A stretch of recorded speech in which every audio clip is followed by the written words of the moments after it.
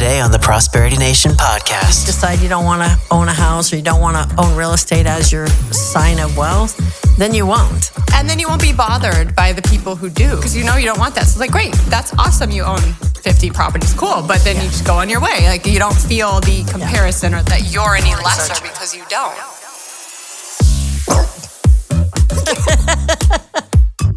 And then the producer says, stop with the clicking.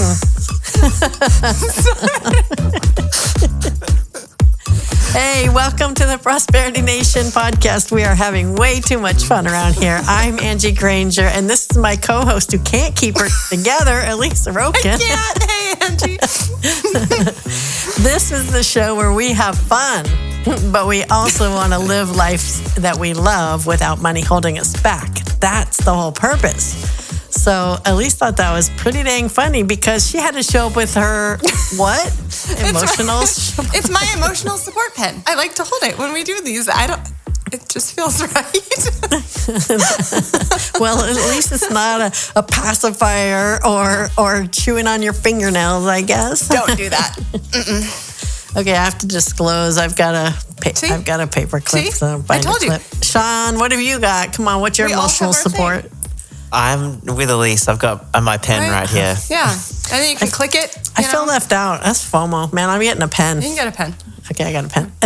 And by the way, this pen doesn't click because it has a rubber on the top, so I have to push it, but it's silent. So the producer, Sean, will like that because it won't make any noise. Perfect, anyway, Angie. we should get on with this show. So we've got a great topic for us today. Elise, what are we going to talk about today? We're going to talk about what success is. Get out of here. We don't like talking about success.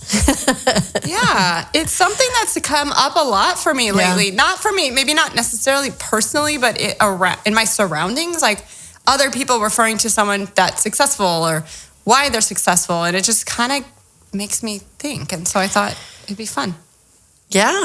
Well, let's do it. You know, I know that recently we were talking about the idea of building a real estate portfolio, and I was just around a lot of people that are very successful in real estate. And I know we were talking about this, just even the idea when I said, hey, I met a woman that she's really successful and she had like 70 properties. And I think that's what started you thinking, right? Yeah. So tell me about that. Well, I mean, it's great. Like, I don't know. I think my problem is, yes, I guess you could be successful in real estate if you're owning 70 properties, like absolutely. My problem is when people try to compare themselves to others who are successful because they own 70 properties, meaning they're not successful. But like in this example, I don't want to own 70 properties ever. So why would that be successful to me? With my definition of success, it wouldn't, because I don't want that.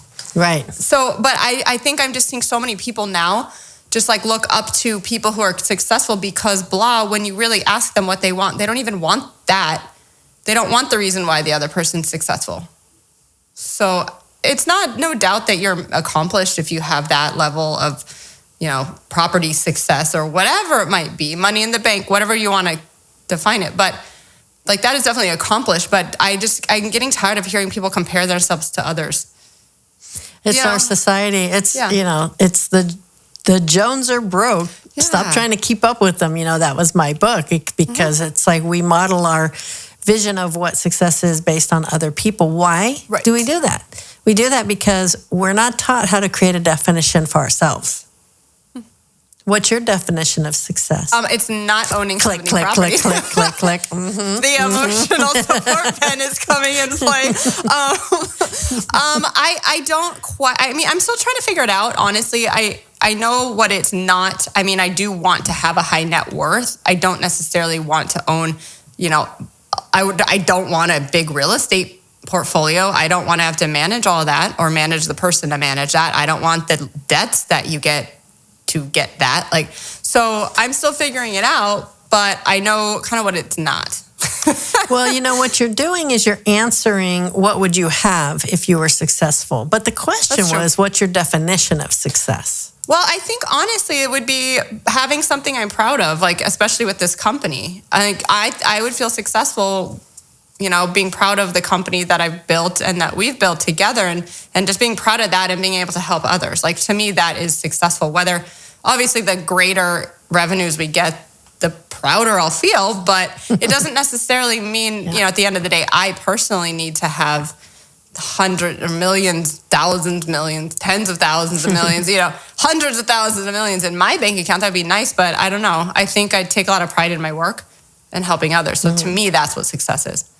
Yeah, that's awesome. I think it must come from that original American dream idea, which is to be able to own your own house, because there's something about it. Like, if you don't own a house, then you're not what? I don't know. You're not American. You're not successful. I don't know. You're not successful, I think. People think if you don't own your home and you rent, there's something wrong with you. You haven't reached a certain level in your life. Right. And our Gen Ys, and our millennials, this is the mobile global, scenarios now in a simple life. And the goals are not often to own a house anymore. And I don't know if that's because they feel like it's, not in their reach to do so. I don't think so. I think more and more people are kind of falling on that line where you're saying, it's like, well, why would I own a house? Like, that doesn't fit my definition of success. If your definition of success is to have a, free lifestyle, to be able to go live in multiple countries all year, then maybe you don't want to have a house to maintain on those months you're not here. Yeah. I think that's it. And I think I want people, my friends and stuff, to be able to see what their definition of success is, instead of trying to compare what other people's success is and then want that, even if they don't really want that. Yeah, that's why it's so important to define. It's like you have to define the definition of success, but you also have to create the picture of what that looks like when it shows up in your life. So it's kind of those two things of what would you have if you feel like you're successful, but also what does success mean to you? And, the idea of, to me, the way I talk about it all the time in our programs, it's if you know what's going to create a meaningful life for you, and you know how, what pathway you're going to take to do that, then success is staying on that pathway toward that. And, if you do that, that's amazing, because so many obstacles get in our way and we quit and, we go do other things and we do our plan Bs and all that stuff. But to be able to stay on that path and say, I'm going to stay on this path, even if I never actually reach the end goal, because I may not have control of the outcomes, but at least I can have control as to whether I'm going to stay on the path toward that or not. But that goal has to have meaning. I know we've talked about this in the past. You're not going to fight for achieving that success if it doesn't mean something to you. That, brings me up something I just thought of, and I want to Google it. What is the definition of success? Right. Let's just go right to the basics. Well, let's do that, because I'm thinking about it and I'm like, maybe the word is just not being used correctly. So on Oxford, apparently on Google, it says it's an accomplishment of an aim or purpose. The accomplishment of an aim or purpose. So what's the definition of purpose? Let's Google that. Because all these things have to tie together. I mean, this is exactly what we're saying when we help our clients and even our listeners. When what we're saying is we align your money toward those inspired ideas, those goals, those meaningful ways that you're going to create that life. If your money's not aligned with that, you're going to be stressed financially. Yes. But if you don't have that defined, how do you know what to do? Right. So purpose is the reason for which something is done or created, or for which something exists. Okay. So So then how would you say, say that one again? Okay. So purpose is the reason for which something is done or created, or for which something exists. So how could you apply that to you as a person? So what we want out of life, why we're here. I mean, I know that sounds really, big. But yeah, we can break it down, because the reason for your existence, if you think about it from that human spirit side of things, the reason for your existence. Now, it might have religious connotations to it, depending on your religion, and that's totally fine. That's how you find your purpose. But it might not also, and you can break that down. Maybe your purpose is to be a great mother, and you raise your kids great kids, and that's all you do for your entire life until you're a great grandmother, and that's it, Well, exactly. And I think that's what brings me back to the definition of success, because it's the accomplishment of an aim or purpose. Not everyone's purposes are the same. And so someone might be successful because they've accomplished their purpose, but that doesn't mean that you're not successful because you haven't accomplished their aim or purpose. That's right. So that's why it bothers me by comparing, like, oh, well, they're so successful because they have 70 properties and I don't. But it's like, I don't want that. So therefore, they are accomplished in their own purpose, but they're not necessarily better than me because they have that and I don't, because I don't want that. But what's interesting is that you're the one who thought that. Well, you see what I mean? Like, okay, that person is successful. They have 70 properties because they wanted to have 70 properties. And then all of a sudden, you have this idea of some kind of comparison that popped up or something, right? So it's kind of like, what's the lacking there that might even get that idea to get sparked? And I think it goes back to not having a very clear definition for yourself.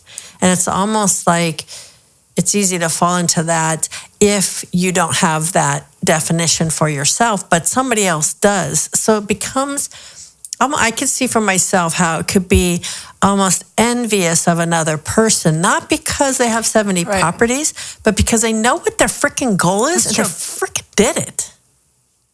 Because I know personally, I have changed mine. I changed my goals a lot when I failed at them. That's how weak that they were. And I think it's because I didn't have that backbone of something very important to me that I would never give up on. Now, I would say there is one for sure, which is when I got clean and got out of violence. I stayed on the path of that as a no matter what, I'm staying on this path, because the purpose for that was I must show that to my kids and my grandkids that there is another way of living than the path I was on. And so that purpose was so strong for me that I still am able to stay on that path as a no matter what path, no matter how old my kids get or I get or the grandkids get or anything. But I think that's the differentiator, is if that does not have a high, strong meaning for you as a definition, then it's easy to give up on it. And then it's easy to think that you should have other people's goals or think that they're comparing you because you didn't meet their definition of success. Yeah, I also think, like you were saying, it's easy to assume other people's goals because obviously you don't have them. So you're trying to fill the void of the unknown. We like to do that if we don't know something or don't have something. We like to fill it with others. Even if it's not right or real or yours. And so, I don't have a clear purpose. I have a lot of ideas and I do have certain things, but, I think also it gets said so, society first, especially with real estate, I think it's just gets said so much that if you own, you're successful. And you've gotten to a certain level if you have a real estate portfolio. And I think that it almost is a comparison. Like, oh, well, they have properties and you don't. So they obviously are better than you. I'm like, okay, well, I don't want that. So no, they're not, maybe they're better at buying houses than I am. They're better at getting in debt than I am. Yeah. Well, I think that's where your voice has to come up and be able to really say with such clarity that, ma'am, I'm working on X goal and this is the goal. Yeah. And then because you achieving that goal, no matter what it is, you achieving that success, whether it's as an artist or, as a great sister or as, an executive in a firm or whatever that is, that's admirable. Mm-hmm. And that admiration of you staying on that path and you having such strong, desire for that goal and you having that determination to get there, that spreads like wildfire, because when people see you achieving your success, no matter what it is, the fact that you have clarity on what it is and the fact that you're doing it and you're celebrating your milestones, that gives so much inspiration to other people who don't know what their goals are or who keep failing on their goals. And so to see it, you have to have your strong voice, especially under all of this failure that we see every day around us, that shouts to the top, like, I'm a success. I have a goal. I'm working on that goal. And sometimes I fall on my face, but I get up and I do it again. That's the inspiration that other people need to see by you achieving, all of us, achieving those worthwhile goals. Yeah, that's true. I know with all my studies and stuff I've done, I don't talk about it. I probably should talk about it more. But, the people I do tell, they're like, wow, I should go back to school. Or I should, I should do this. Or, even with my marathon, because it was my goal. And they're like, well, I could never do that. I'm like, well, do you want to? And they're like, no. I'm like, okay, then don't beat yourself up about it. I'm like, that's something I wanted to do. Just because you don't feel like you could do it. That's not your thing. So it's fine. But you're invoking that inspiration in them. So that's what happens because they see that you achieved something that was hard to achieve. It's true. And it was something you wanted. Mm-hmm. And that's where that envy, like I was talking about before, it's because they see you having a worthwhile purpose and working toward it and achieving those milestones, or to the total milestone, to achieving the goal. And that's the power of that admiration that comes, and the envy that comes, or that inspiration that comes. And that's why it's so important that we claim what success is for ourselves, and we start breaking that down into mini milestones, and we do it. And we tell people we did it. And we share it. Yeah, don't hide. True. Have you ever hidden a success? How about you, Sean? Have either of you guys ever had a success that you didn't really tell anybody about? I have a lot. See? I gotta come out of your shell. I know. I'm not an attention seeker, I think. And I'm not saying people who shared their successes are. I'm very much the opposite of that. So. Well, I have a question for you, Angie. Yeah. What is success for you? Success for me, thank you for asking. I love to talk about this. So success to me is having and knowing that goal, that worthwhile goal that has meaning to it, and staying on it and not quitting and being able to keep going on the milestones. Now, there's something that's a little bit even deeper for that for me, so bear with me for a second here. But I do believe in the fact that when we are born here, we come here, that each of us has our uniqueness. And that by the time that we're 2 years old, there's this basic fundamental purpose that we're trying to live out. And the societies and just growing up stops you. Obviously, you have to have boundaries. You can't run out in the street or, whatever. So you're always being told no when you're a kid, and you have to sit in the chair at school, and you have to conform.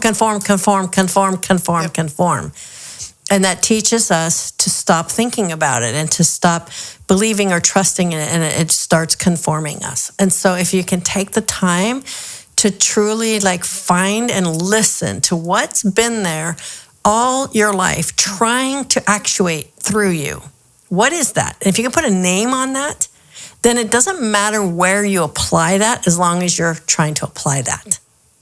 To me, I've discovered that is bringing aliveness. If I bring aliveness to something, then I know I'm on that purpose, because I can transform a messy set of books. I can clean up a tax return, but getting chaos out of something brings aliveness.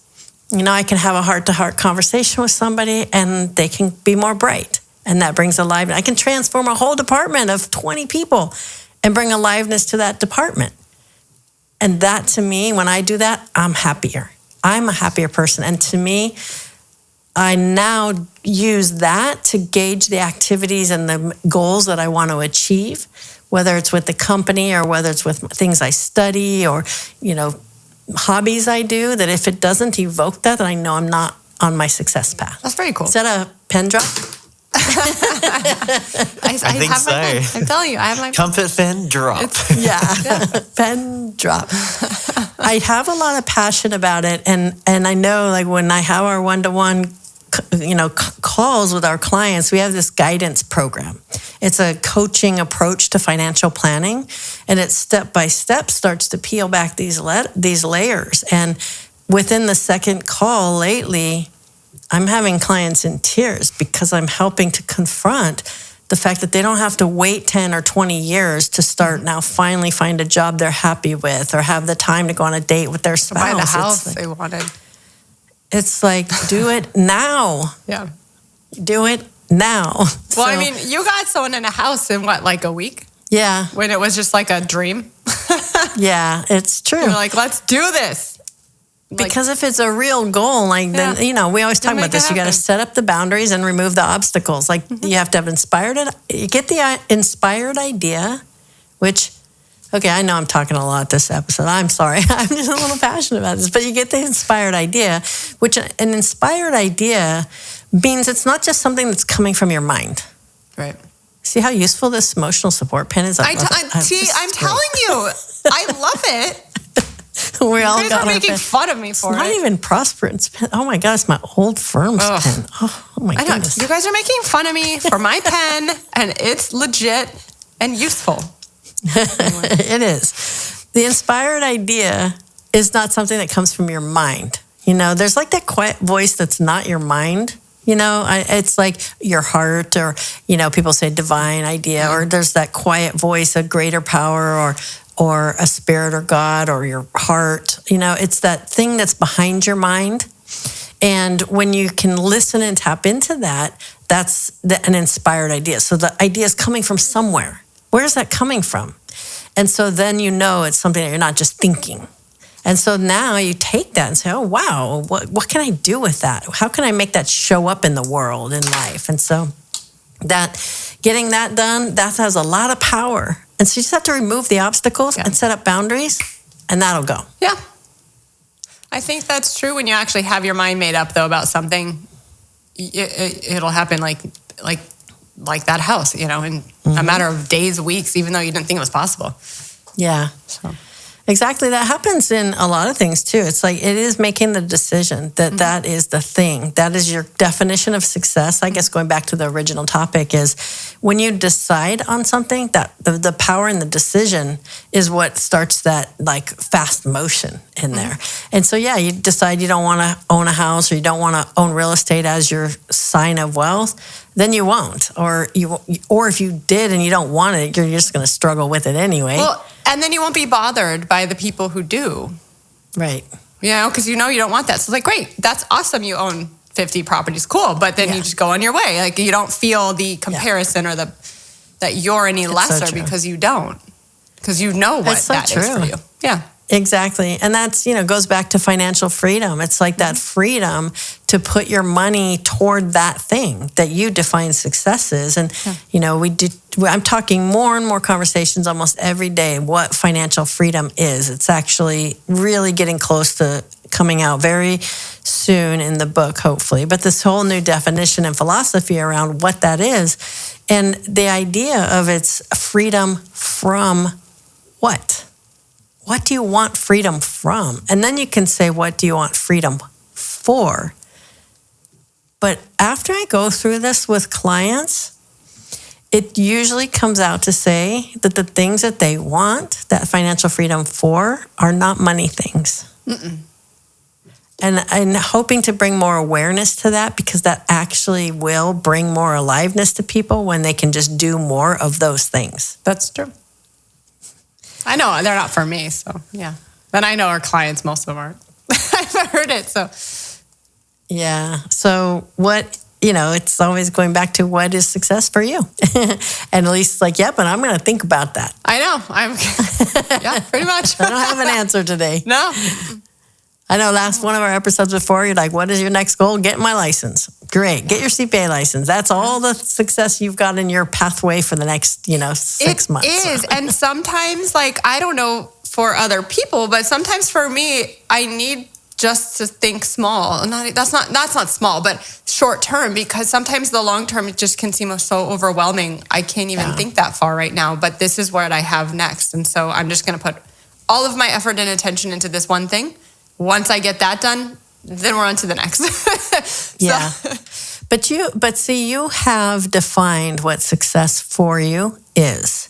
It's underlying that, because you wouldn't be working so hard to get these licenses and to be building this firm if you weren't already on a path. That's true. And maybe you're not aware of it, or you haven't put words to it, but you have done it.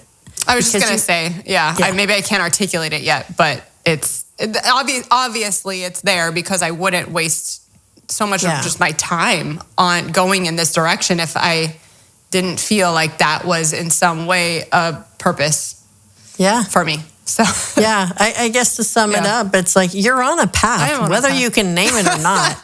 Right? And you're on a path, whether it's the path toward your success or not. So hopefully it is. Better wake up. Exactly. Are you talking about me or just like people? People.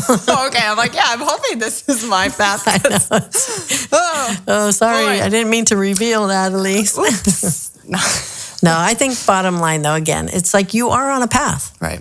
Is it a destructive path? Is it a stagnant path? Mm-hmm. Is it one that inspires you and brings aliveness and wakes you up and, gives its creativity and giving back to others or not? Like what? But you're on something. Right. You're not dead. So you're not dead. You're going somewhere. Hopefully. All right. Well, gosh, we could talk about this on every episode, but we do want to hear from you. We know that there's a lot going on in our society and focusing on success and prosperity is very hard. We're going against the grain. We know it, but it's the only way to have a prosperous nation and a prosperous family and community and self is to learn how to create it. We have to create it. So that means we have to help each other create it. And so we want to hear from you. What are your struggles? What are your successes? Like we do want to hear. So please reach out to us. Yeah, share those with us at stories@prosperitynation.com. Also, don't forget to follow us on social media and like and subscribe to our channel. Yes, like and subscribe. By the way, I'll just end this. I probably should have said this at the beginning. Maybe Sean can cut this into the beginning of the video. I was think that actually, if we could just record a clip. Yeah. A little clip here is, we know that thousands of you are watching these clips, but we need to know you're there. So don't forget to like and subscribe to help boost this so other people can get the message too. Yeah. That's all for now. We'll see you next time. Bye. Thanks for joining us today. Like and subscribe to videos from us on YouTube. Follow us online for the latest episodes, updates, and more. And invite others to join us at prosperitynation.com. That's it for now. We'll see you next time on the Prosperity Nation podcast.